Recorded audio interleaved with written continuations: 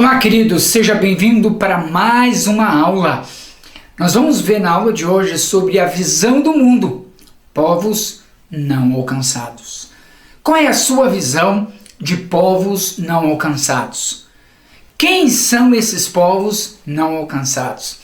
E onde eles estão? Você está preparado? Vem comigo!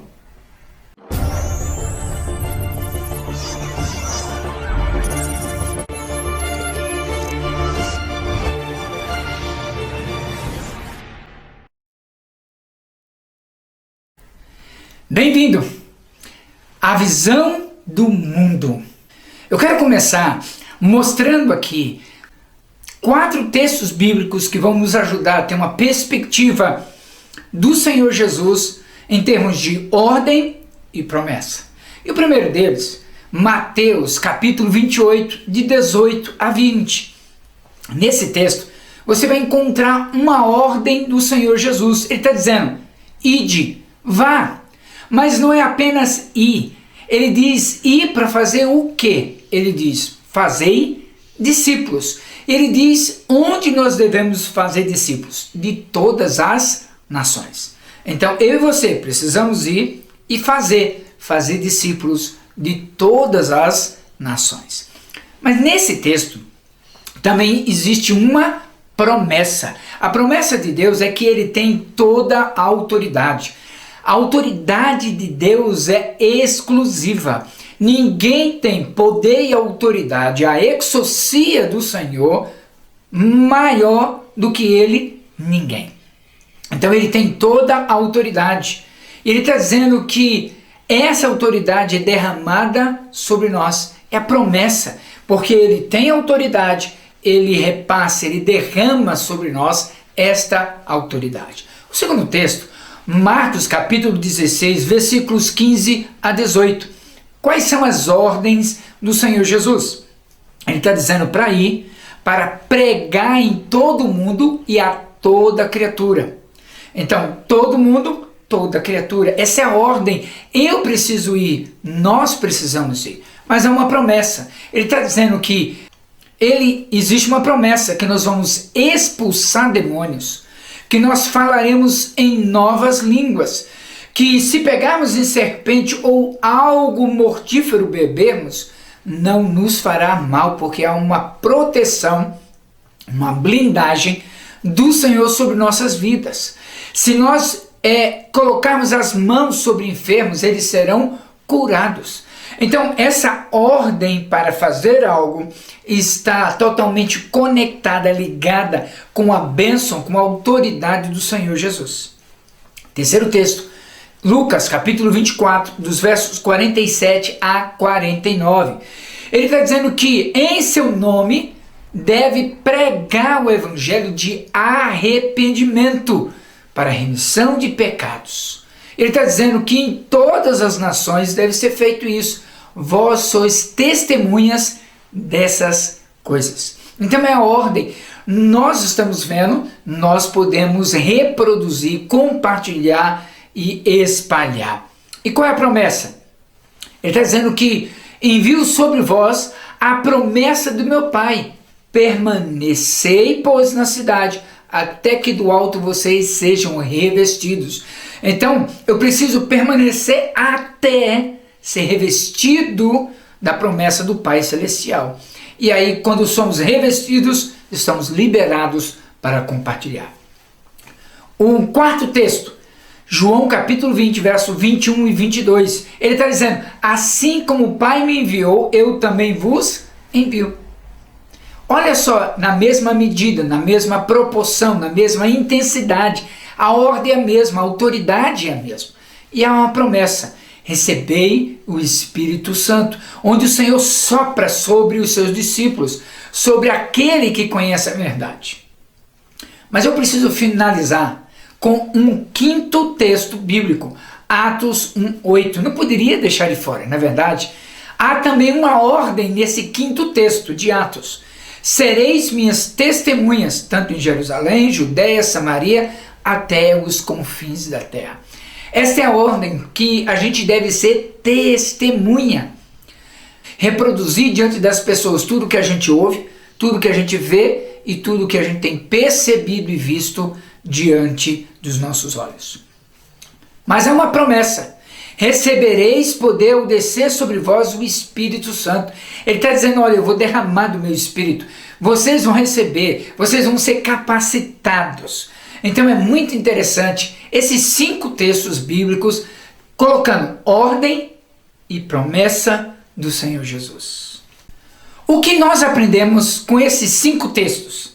Sereis minhas testemunhas. Esse é o desejo de Deus, é o desafio para o meu e o seu coração. Ser testemunha. É interessante, o resultado de uma vida cheia do Espírito Santo de Deus é testemunhar, é falar daquilo que Deus está fazendo. Eu só devo me preocupar se algo de Deus não está acontecendo. Mas quando eu estou cheio de Deus, eu testemunho. Jesus Cristo nos chama, queridos, para sermos suas testemunhas. Falar daquilo que Ele está fazendo, daquilo que Ele está ministrando, daquilo que Ele está operando no nosso meio e na nossa vida. Onde devemos ser testemunhas do Senhor? O texto já está dizendo, nessas 4 dimensões. Jerusalém representa a minha cidade. Judeia representa o meu estado. Samaria representa o meu país e os confins da terra em todos os lugares do mundo. É aí que eu devo testemunhar. Se eu estou na minha cidade, é lá. Se eu estou saindo de uma cidade para outra dentro do meu estado, é lá também. Se eu estou saindo de um estado para o outro estado, principalmente eu devo também testemunhar do Senhor ali. Se eu estou saindo do meu país, também não posso perder a grande oportunidade. E eu devo fazer isso, queridos, simultaneamente. Olha que coisa incrível. Eu preciso fazer nessas 4 áreas, nesses 4 níveis, simultaneamente. Esse é o desafio para mim e para você. Em Atos, capítulo 26, versículo 19, Paulo diz assim para o rei: ó rei Agripa, eu não fui desobediente à visão celestial. Qual é a visão que Deus está te dando? Qual é o direcionamento? Quais são as ordens que Deus está te dando? Você tem sido obediente ou desobediente à visão celestial? Por que isso é importante, queridos? Olha, deixa-me te dizer que no mundo inteiro, nós temos pelo menos 8 bilhões de pessoas.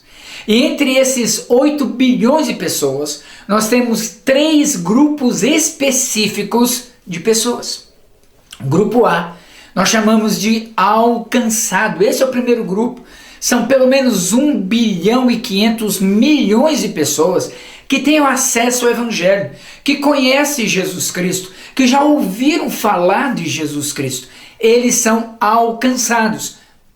Protestantes, evangélicos, católicos, são pessoas que têm acesso e pessoas que tomaram uma decisão em caminhar com a vida cristã. Entre esses 8 bilhões de habitantes, no planeta Terra nós temos um segundo grupo. O grupo B, que é aquele que tem acesso ao Evangelho, são pelo menos 4 bilhões de pessoas. Eles têm acesso a uma igreja, a Bíblia, é livre o seu país de falar do Evangelho, é possível evangelizar, é possível encontrar uma Bíblia, um folheto, uma revista, um jornal cristão. Então, existe acesso, a pessoa pode não desejar conhecer sobre a vida cristã, mas tem acesso. É como no Brasil, tem acesso. Mas existe um terceiro grupo, o grupo C, que a gente chama de não alcançado. São pessoas que não têm acesso, e nós estamos falando de pelo menos 2 bilhões e 500 milhões de pessoas. Elas nunca ouviram falar de Jesus. Você pode acreditar que nos nossos dias, com toda a globalização existente, nós podemos acompanhar uma guerra entre a Rússia e a Ucrânia ao vivo. Mas existem 2 bilhões e 500 milhões de pessoas que não têm acesso ao Evangelho. E aí existe uma expressão chamada janela 1040. Nesta janela, que é 1040 latitude e longitude que envolve 62 países no mundo. Esses 62 países têm a maior concentração de pessoas no mundo sem acesso ao Evangelho, que consideramos povos não alcançados. São 2,5 bilhões de pessoas que nunca ouviram falar de Jesus uma única vez. Deixa eu te dar um exemplo para você. Imagina que você tem um iraniano. Esse iraniano aí, imagina que ele deseja conhecer o Evangelho. O que ele precisa fazer? Que atitude, que postura ele precisa ter para conhecer o Evangelho? Vamos simular essa situação em 2 momentos. Pega esse iraniano aqui no Brasil. Imagine ele desejoso de conhecer sobre o Evangelho, sobre Deus, sobre Jesus Cristo, sobre a vida cristã. Aonde ele poderá encontrar isso? Ele poderá ir a uma igreja, ele poderá ler a Bíblia na língua dele, ou em português, ou em muitas outras línguas. Ele terá folheto, revista, ele terá jornal, livros, programas de rádio, programa de TV na sua língua, ou em português, ou em outras línguas, porque aqui tem acesso ao Evangelho. Ele poderá se encontrar com crentes, ele poderá fazer estudos bíblicos, ele poderá tirar todas as suas dúvidas e fazer inúmeras perguntas.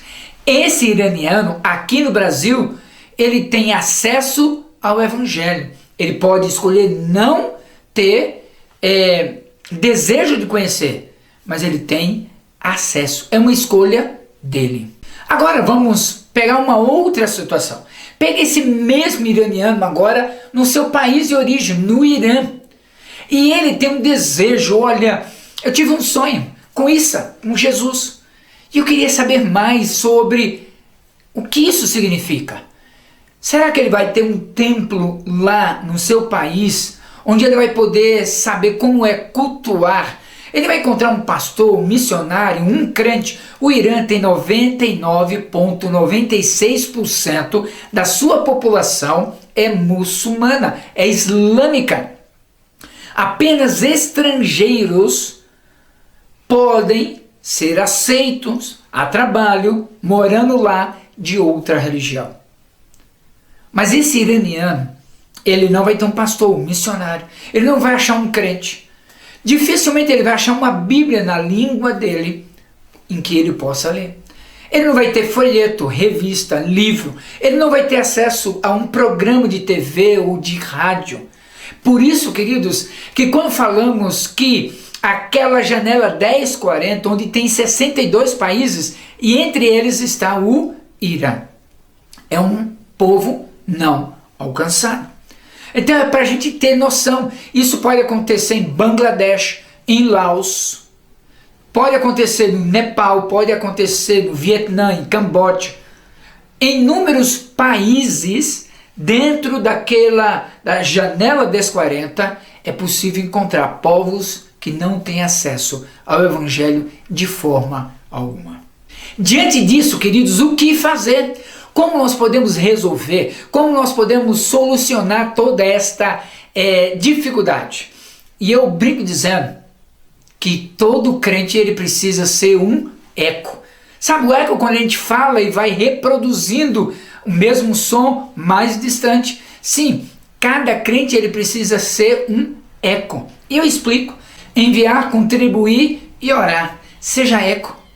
Vá reproduzindo isso na sua vida e na vida da sua comunidade. Todo crente, ele precisa ser ensinável e ensinar. Ele precisa ter comunhão e promover comunhão. Ele precisa receber oração. Ele precisa orar. Mas ele precisa orar por outras pessoas. Então, nesse processo de cada cristão ser um eco, enviar, contribuir e orar, seja eco. Ele toma algumas ações. Por exemplo, o cristão, a igreja evangélica brasileira, ela precisa enviar mais pessoas preparadas, qualificadas, que falem bem o idioma, que esteja pronto a conhecer e se submeter a uma cultura diferente, muito difícil talvez para adaptação, mas precisamos enviar onde a igreja não pode ir, precisamos enviar aquele que está pronto, aquele que recebeu o chamado para ir e proclamar as boas novas. Mas não é só enviar, ele precisa contribuir, ele precisa pôr a mão no bolso e ele precisa investir financeiramente para aquele que vai, para ele poder descer até aquele campo, sabendo que ele tem o seu sustento e não vai padecer necessidades. Mas ele também precisa da oração, cobertura, a batalha espiritual. Queridos, um campo não alcançado diante de um povo, de uma etnia que não tem acesso ao evangelho, o desafio é muito maior. Aqui na nossa cidade, na sua cidade, você está passando por lutas, você liga para o seu pastor, para amigos em Cristo Jesus, para que orem. Mas e o missionário que está num campo missionário? Como é que ele vai fazer? Como ele vai se comunicar? Então a cobertura de oração é fundamental para poder providenciar essa cobertura espiritual para o missionário. Quais são alguns desafios atuais para a nossa vida, para a vida da nossa igreja como crente em Jesus? Meus amados, 22% da população no mundo é islâmica. Faça o cálculo entre 8 bilhões de pessoas, 22% pelo menos, são consideradas islâmicas. 24,8% destes estão na Ásia, 91,2% estão no Oriente Médio e no Norte da África, 29,6% estão na África subsaariana, ali mais ao norte, 6% na Europa e 0,6% na América. O islamismo é o maior povo não cristão, né, que precisa ser alcançado. Mas nós temos um segundo bloco de grupo religioso chamado hinduísmo. 15% da população mundial confessa o hinduísmo. 15% das pessoas no mundo inteiro têm essa mesma fé. Mas tem um terceiro grupo que eu quero desafiar o seu coração, que me faz tremer, que me faz chorar. 14% da população no mundo se diz ateu. Você pode imaginar? 14%. Pessoas talvez que ficaram decepcionadas com pessoas, processos e organizações. Pessoas talvez com mau testemunho ou um testemunho inadequado. Você pode imaginar um impacto na vida dessa pessoa que casa, tem filhos e começa a criar a sua família longe dos caminhos do Senhor. Esses desafios do mundo atual são tremendos. Então nós temos no mundo 28% da população no mundo é considerada cristã, 22% islâmica, 15% hinduísta, 8,5% budista, 12% sem religião e outros, entre eles os ateus, 14%. Olha só o grande desafio. E a ordem é: vá por todo mundo, prega o evangelho, e a promessa é que o Senhor, que tem toda a autoridade, coloca sobre nós o poder, a autoridade, a unção para irmos e simultaneamente na nossa cidade, nosso estado, nosso país e no mundo pregarmos o evangelho. Quero passar para você agora uma imagem do mundo, só que é um mundo diferente do que você pode imaginar. Eu chamo do mundo perseguido. Você sabia que entre os povos não alcançados existem nações, países, para ser preciso, 50.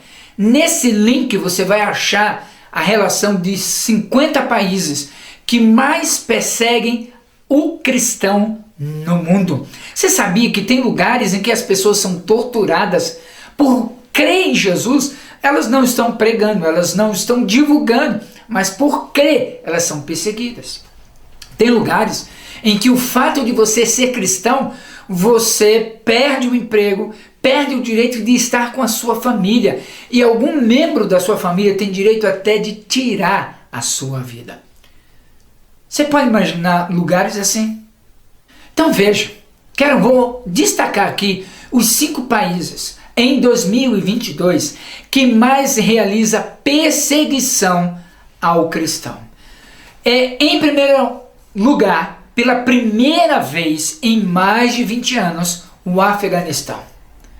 Com a situação que aconteceu o ano passado e agora, a retomada da Sharia, da lei islâmica, então é o local onde é considerado mais perigoso no mundo hoje, atualmente, para ser cristão, o Afeganistão.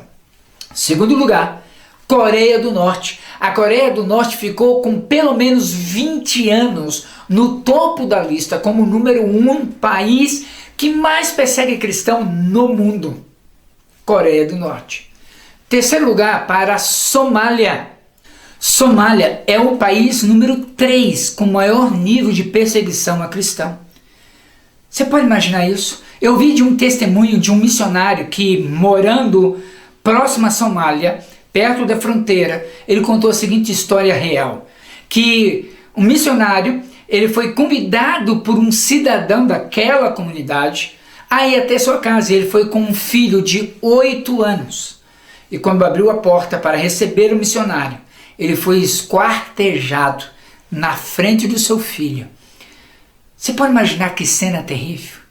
Na Somália. Quarto país com maior nível de perseguição a cristão, a Líbia. E o quinto, o Iêmen. São países com nível de perseguição severa a cristãos. Isso nos nossos dias, diante dos nossos olhos. Lá no seu país, é esta lei islâmica que prevalece. Mas quando eles estão fora, eles querem ter a liberdade de poder compartilhar o islamismo que ele crê no seu coração. Quero passar para você 2 links de vídeos, uma lista de igrejas perseguidas que você vai encontrar, e aí está fixando, você pode copiar e assistir e perceber o nível de perseguição que existe nos nossos dias. E o segundo vídeo, que está passando agora, vai mostrar sobre a realidade na Coreia do Norte. É algo para você ter uma noção o que acontece em nossos dias. Assim, rei Agripa, não fui desobediente à visão celestial. Atos 26, 19. Qual é a visão que Deus está te dando? Diante de tudo isso que você ouviu e aprendeu, o que vai mudar na minha vida, na sua vida? Não seja desobediente à visão que Deus tem te dado. Obedeça. Quero encorajar você para ter 5 atitudes. Primeira atitude, você poderia orar por 5 minutos a partir de hoje pelos povos não alcançados. São 7.000 povos não alcançados no mundo. 7.000 povos não alcançados no mundo. Escolha pelo menos um. Comece a orar por ele. Comece a adotá-lo em oração, para que Deus abra portas, derrube os muros que dificultam e possa enviar missionários até lá, ou que possa trazer imigrantes até nós, para que ouça do Evangelho, para quando ele retornar à sua terra natal, ele possa levar a boa semente do Evangelho. Esse é o primeiro desafio, orar por 5 minutos. Segundo desafio, você poderia preparar uma mensagem para que no próximo mês você pudesse ministrar à igreja sobre a realidade de povos não alcançados no mundo, utilizando testemunhos, imagens, estatísticas. Você poderia compartilhar com a igreja para que ela possa abrir os olhos e entender que o desafio e o grito de socorro é grande, é urgente, é para agora. Terceiro desafio, a sua igreja poderia levantar uma oferta missionária para adotar, por exemplo, uma família de imigrantes, venezuelanos, haitianos, ou um outro etnia próximo na sua cidade, onde você vai poder acompanhar, onde você vai poder se aproximar e você vai poder talvez ajudar aquela família a viver uma experiência incrível sendo acolhida pela sua comunidade. Você pode pensar nessa possibilidade. Quarto, você sabia que os 8 grupos menos evangelizados no Brasil são ciganos, imigrantes, indígenas, quilombolas, os mais ricos e mais pobres, ribeirinhos, sertanejos e os surdos? Você já imaginou desenvolver um projeto entre esses 8 segmentos menos evangelizados no Brasil? São considerados povos não alcançados dentro da nossa nação brasileira. E por fim, o que eu estou levando desta aula? O que tocou o seu coração? O que te fez pensar mais, refletir mais sobre a visão do mundo? Povos não alcançados. Quem sabe você vai adotar um povo não alcançado, em que a sua igreja vai se mobilizar em oração, em envio de pessoas, levantamento de recursos e cobertura espiritual, para que este povo veja a luz de Jesus. Você tem dúvida? Escreve para a gente. Nós vamos ter a alegria de te responder e de te ajudar. Que Deus te abençoe e até a próxima!